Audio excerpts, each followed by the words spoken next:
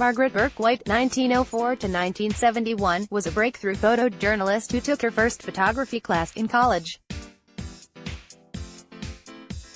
In a largely male-dominated profession, she made her mark as the first woman to photograph for Life magazine, the first accredited female war photographer in World War II, and the first Western photographer allowed into the Soviet Union to take pictures of industry there. Bourke-White said of her profession, "I feel that utter truth is essential, and to get that truth may take a lot of seeking." Her restlessness and yearning for adventure took her around the world, first doing industrial photographs and then working as an associate editor and staff photographer at Fortune. Bourke-White earned her reputation as the swashbuckling photojournalist by being torpedoed in the Mediterranean and enduring the bombing of Moscow during the siege of the city. She was shocked when she visited Buchenwald on a tour of Germany, and was in India where she photographed Mahatma Gandhi hours before he was assassinated. She took some of the most poignant and horrifying photographs of the violence that erupted upon the partition of India and Pakistan.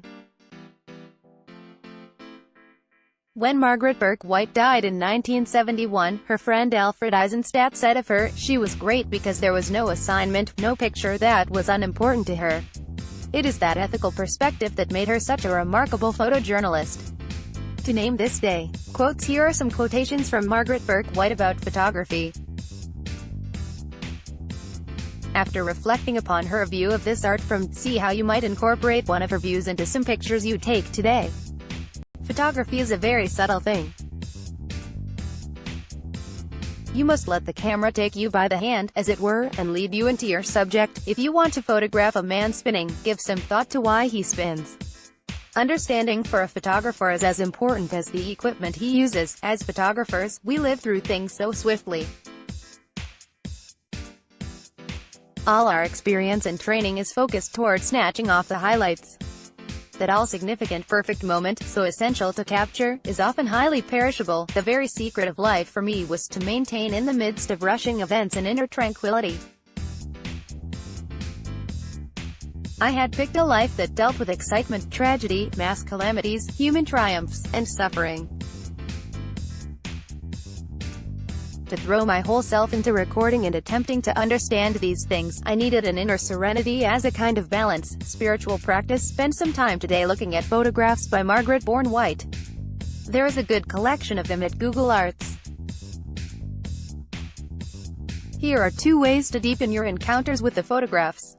1. Identify the benefits you experience from looking at the world through Margaret Bourke-White's eyes. Here are a few things a photograph can do. It directs our attention to the extraordinary in the ordinary. It enables us to see and appreciate the connections between people, animals, plants, places, and things. It draws out our empathy and compassion in the face of suffering. It respects the mystery of all things and, in so doing, paves the way for a reverence of life.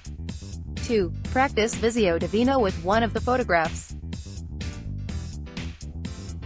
Visio Divina is similar to Lectio Divina or sacred reading, but instead of working with a text to discover its meaning to you, you work with an image. Here are the steps. Look closely at the photograph. What do you notice about it?